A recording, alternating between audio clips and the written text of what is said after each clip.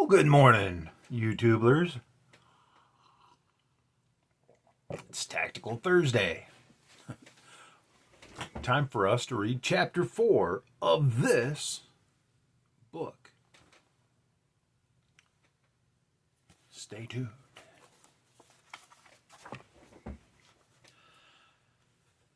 September 30th, 1992. There's been so much work in the last week that I've had no time to write.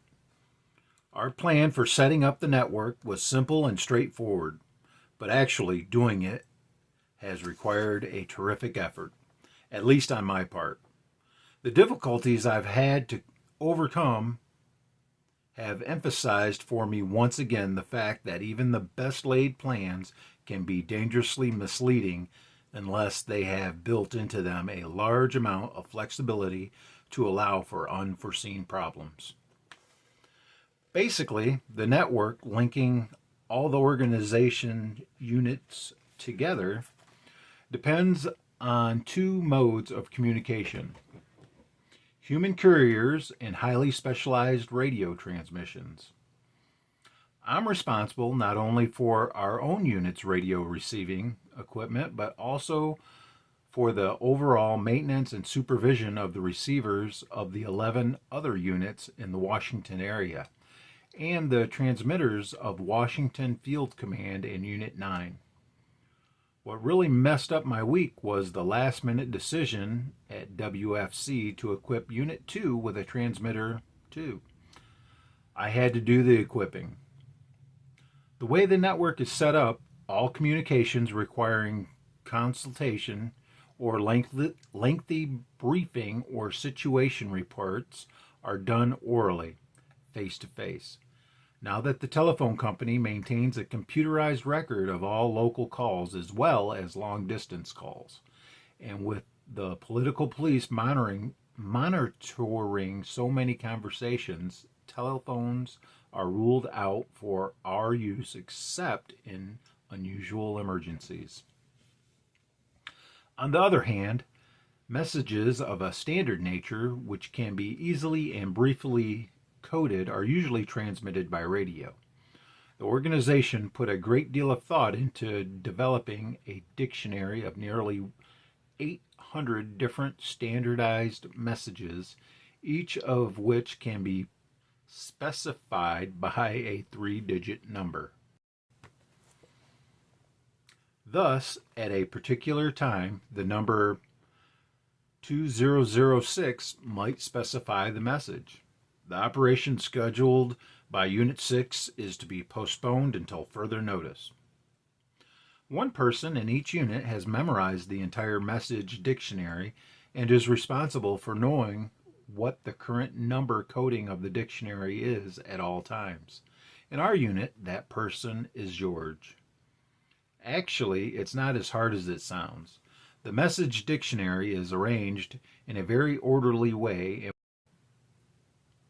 and once one has memorized its basic structure, it's not too difficult to memorize the whole thing. The number coding of the messages is randomly shifted every few days, but that doesn't mean that George has to learn the dictionary all over again. He just needs to know the new numerical designation of a single message, and he can then work out the designations for all the others in his head. Using this coding system allows us to maintain radio contact with good security, using extremely simple and portable equipment. Because our radio transmissions never exceed a second in duration and occur very infrequently, the political police are not likely to get a directional fix on any transmitter or to be able to decode any intercepted message. Our receivers are even simpler than our transmitters and are a sort of cross between a transistorized pocket broadcast receiver and a pocket calculator. They remain on at all times.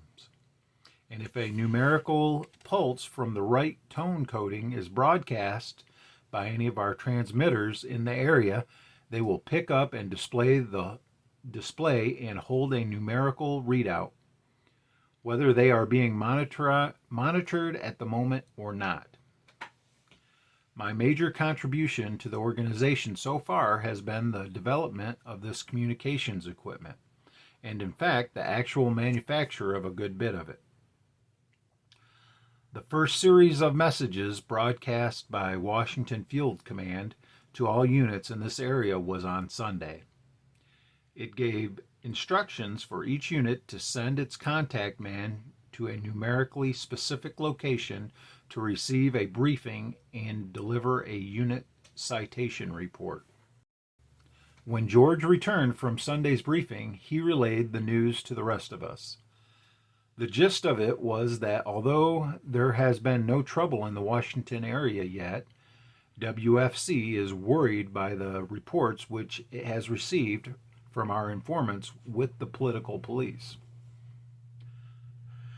The system is going all out to get us. Hundreds of persons who are suspected to have sympathies for the organization or some remote affiliation with us have been arrested and interrogated.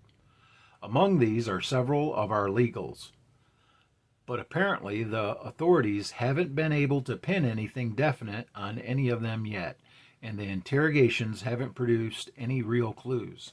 Still, the system's reaction to last week's events in Chicago has been more widespread and more energetic than expected. One thing on which they are working is a computerized universal internal passport system. Every person 12 years or more of age will be issued a passport and will be required, under threat of severe penalties, to carry it at all times. Not only can a person be stopped on the street by any police agent and asked to show his passport, but they have worked out a plan to make the passports necessary for many everyday operations, such as purchasing an airline, bus, or train ticket, registering in a motel or hotel, and receiving any medical service in a hospital or clinic.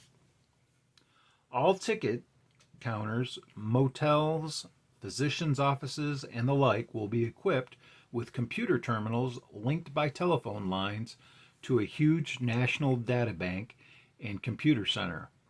A customer's magnetically coded passport number will routinely be fed into the computer whenever he buys a ticket, pays a bill, or registers for a service. If there is any irregularity, a warning light will go on in the nearest police precinct station, showing the location of the offending computer terminal and the unfortunate customer. They've been developing this internal passport system for several years now and have everything worked out in detail. The only reason it hasn't been put into operation has been squawks from civil liberties groups who see it as another big step towards a police state, which of course it is. But now the system is sure it can override the resistance of the libertarians by using us as an excuse. Anything is permitted in the fight against racism. It will take at least 3 months to install the necessary equipment and get the system operational. But they are going ahead with it as fast as they can, figuring to announce it as a fait accompli, with full backing from the news media.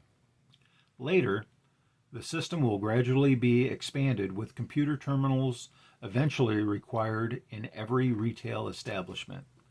No person will be able to eat a meal in a restaurant, pick up his laundry, or buy groceries without having his passport number magnetically read by a computer terminal beside the cash register. When things get to that point, the system will really have a pretty tight grip on the citizenry. With the power of modern computers at their disposal, the political police will be able to pinpoint any person at any time and know just where he's been and what he's done. We'll have to do some hard thinking to get around this passport system. From what our informants have told us so far, it won't be a simple matter of just forging passports and making up phony numbers. If the central computers spots a phony number, a signal will automatically be sent to the nearest police station. The same thing will happen if John Jones, who lives in Spokane and is using his passport to buy groceries there, suddenly seems to be buying groceries in Dallas too. Or even if, when the computer has Bill Smith safely located in a bowling alley on Main Street, he simultaneously shows up at a dry cleaning establishment on the other side of town. All of this is an awesome prospect for us, something which has been technically feasible for quite a while, but which, until recently, we never would have dreamed the system would actually attempt. One piece of news George brought back from his briefing was a summons for me to make an immediate visit to Unit 2 to solve a technical problem they had. Ordinarily, neither George nor I would have known Unit 2's base location if it became necessary to meet someone from that unit, the meeting would have taken place elsewhere. This problem required my going to their hideout, however, and George repeated to me the directions he had been given. They are up in Maryland, more than 30 miles from us, and since I had to take all my tools with me anyway, I took the car. They have a nice place, a large farmhouse and several outbuildings on about 40 acres of meadow and woodland. There are 8 members in their unit, somewhat more than in most, but apparently not one of them knows a volt from an ampere, or which end of a screwdriver is which. That is unusual, because some care was supposed to have been taken when forming our units to distribute valuable skills sensibly. Unit 2 is reasonably close to 2 other units, but all 3 are inconveniently far from the other 9 Washington area units, and especially from Unit 9, which was the only unit with a transmitter for contacting WFC. Because of this, WFC had decided to give Unit 2 a transmitter, but they hadn't been able to make it work. The reason for their difficulty became obvious as soon as they ushered me into their kitchen, where their transmitter, an automobile storage battery, and some odds and ends of wire were spread out on a table. Despite the explicit instructions which I had prepared to go with each transmitter, and despite the plainly visible markings beside the terminals on the transmitter case, they had managed to connect the battery to the transmitter with the wrong polarity. I sighed and got a couple of their fellows to help me bring in my equipment from the car. First, I checked their battery and found it to be almost completely discharged. I told them to put the battery on the charger while I checked out the transmitter. Charger? What charger? They wanted to know. They didn't have one. Because of the uncertainty of the availability of electrical power from the lines these days, all our communications equipment is operated from storage batteries, which are trickle charged from the lines. This way, we are not subject to the power blackouts and brownouts, which have become a weekly, if not daily, phenomenon in recent years. Just as with most other public facilities in this country, the higher the price of electricity has zoomed, the less dependable it has become. In August of this year, for example, residential electric service in the Washington area was out completely for an average total of 4 days, and voltage was reduced by more than 15% for an average total of 14 days. The government keeps holding hearings and conducting investigations and issuing reports about the problem, but it just keeps getting worse. None of the politicians are willing to face the real issues involved here, one of which is the disastrous effect Washington's Israel-dominated foreign policy during the last 2 decades has had on America's supply of foreign oil. I showed them how to hook up the battery to their truck for an emergency charge, and then began looking into their transmitter to see what damage had been done. A charger for their battery would have to be found later. The most critical part of the transmitter, the coding unit, which generates the digital signal from a pocket calculator keyboard, seemed to be okay. It was protected by a diode from damage due to a polarity error. In the transmitter itself, however, 3 transistors had been blown. I was pretty sure the WFC had at least one more spare transmitter in stock, but in order to find out, I would have to get a message to them. That meant sending a courier over to Unit 9 to transmit a query, then arrange to have someone from WFC deliver the transmitter to us. I hesitated to bother WFC in view of our policy of restricting radio transmissions from the field units to messages of some urgency. Since Unit 2 needed a battery charger anyway, I decided to obtain the replacement transistors from a commercial supply house at the same time I picked up a charger and install them myself. Locating the parts I needed turned out to be easier said than done, however, and it was after 6 in the evening when I finally got back to the farmhouse. The fuel gauge in the car was reading empty when I pulled into their driveway. Being afraid to risk using my gasoline ration card at a filling station and not knowing where to find black market gasoline around there, I had to ask the people in Unit 2 to give me a few gallons of fuel to return home. Well, sir, not only did they have a grand total of about 1 gallon in their truck, but they didn't know where any black market gas was to be had either. I wondered how such an inept and unresourceful group of people were going to survive as an underground unit.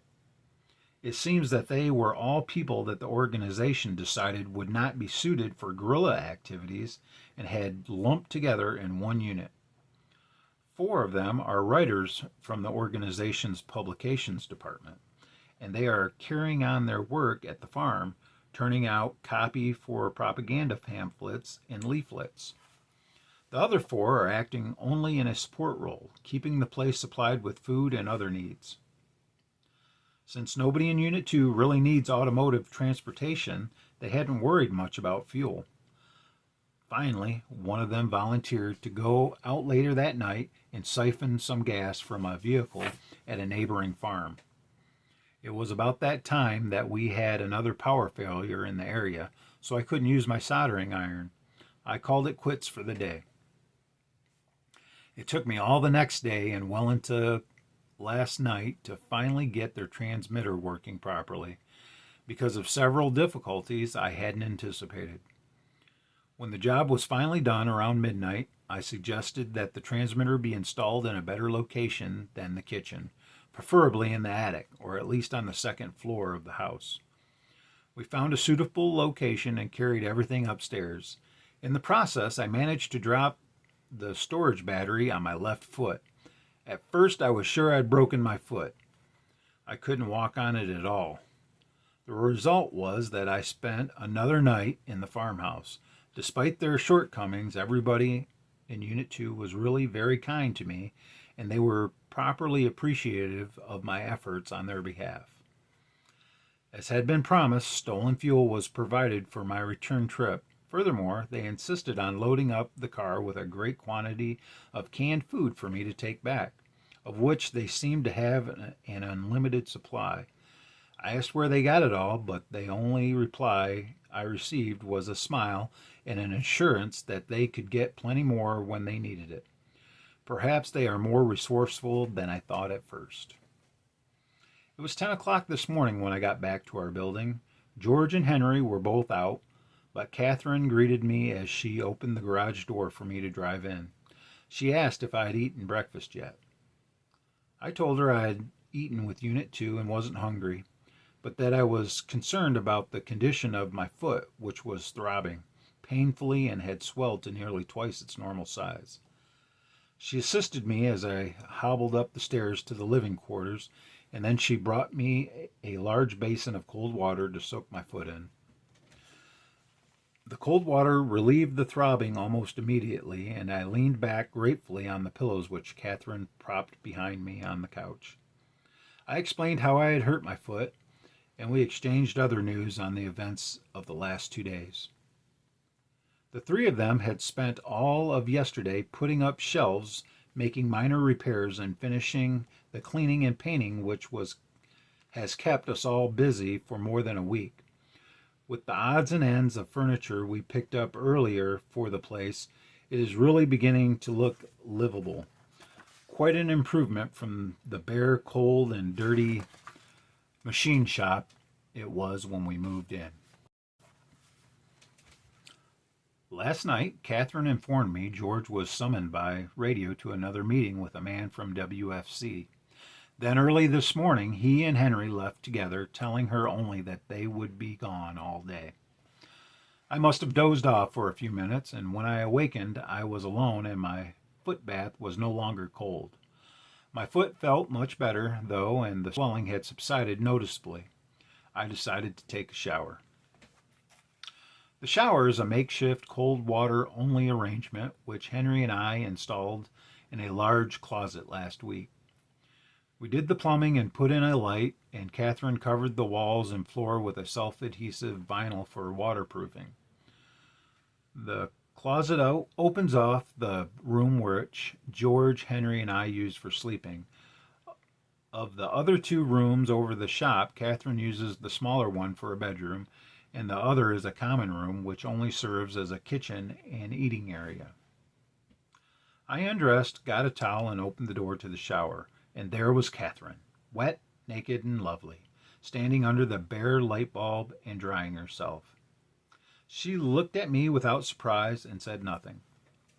I stood there for a moment, and then, instead of apologizing and closing the door again, I impulsively held out my arms to Catherine. Hesitantly, she stepped towards me. Nature took her course.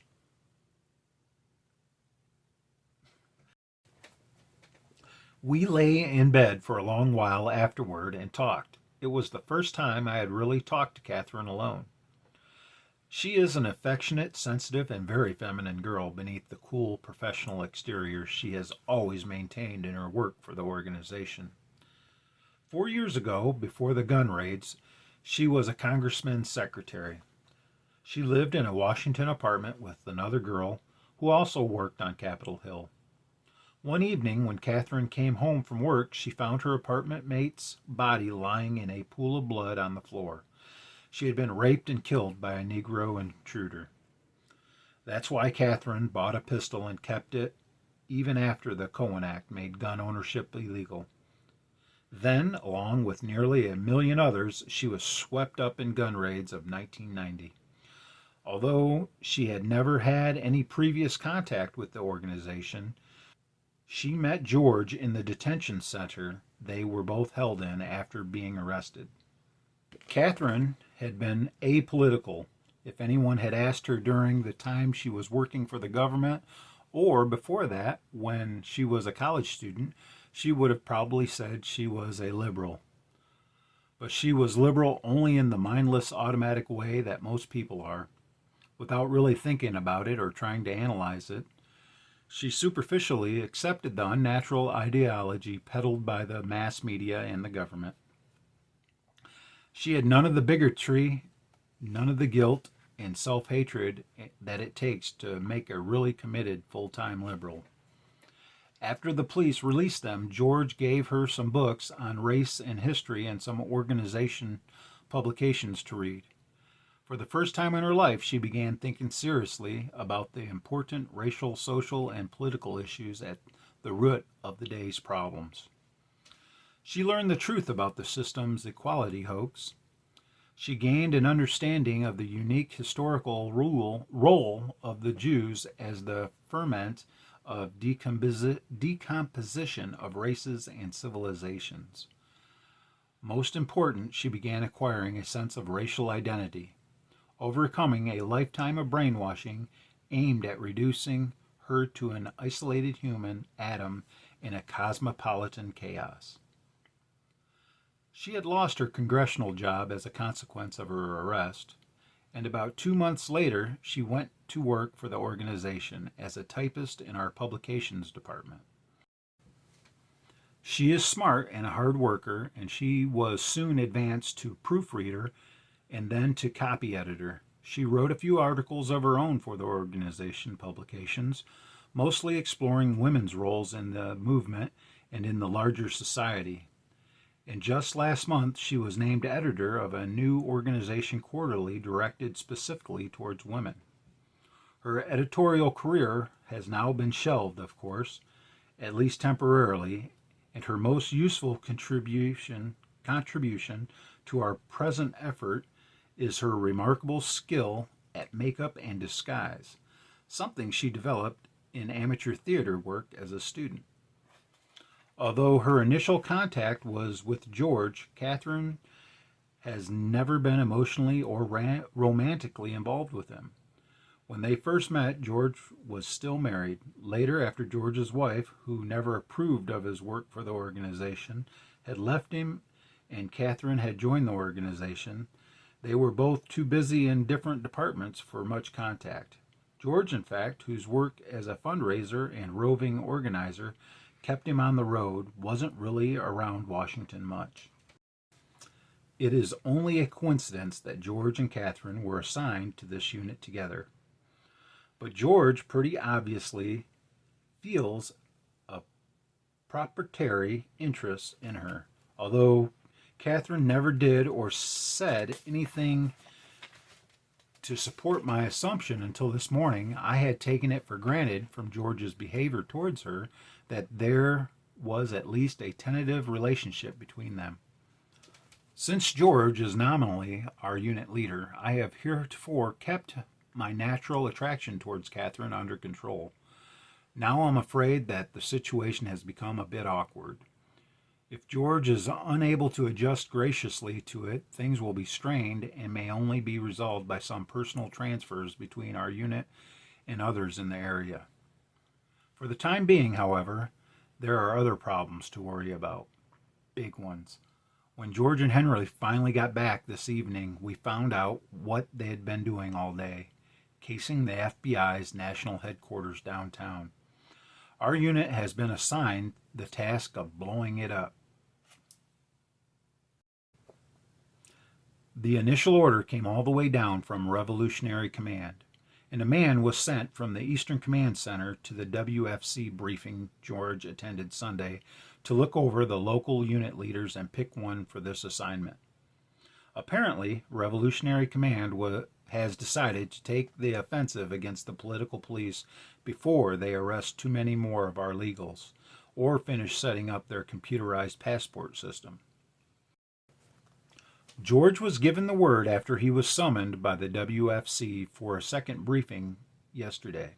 A man from Unit 8 was also at yesterday's briefing. Unit 8 will be assisting us. The plan roughly is this. Unit 8 will secure a large quantity of explosives, between 5 and 10 tons. Our unit will hijack a truck making a legitimate delivery to the FBI headquarters. Rendezvous at a location where Unit 8 will be waiting with the explosives and switch loads. We will then drive into the FBI building's freight receiving area, set the fuse, and leave the truck. While Unit 8 is solving the problem of the explosives, we have to work out all the other details of the assignment, including a determination of the FBI's freight delivery schedules and procedures. We have been given a 10-day deadline. My job will be the design and construction of the mechanism of the bomb itself.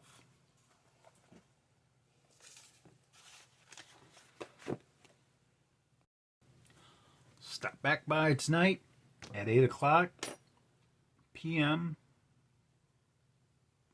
Central Time. Yeah, Central Time. 9 p.m. Eastern, whatever on the left coast, I don't know. And we'll go over the breakdown.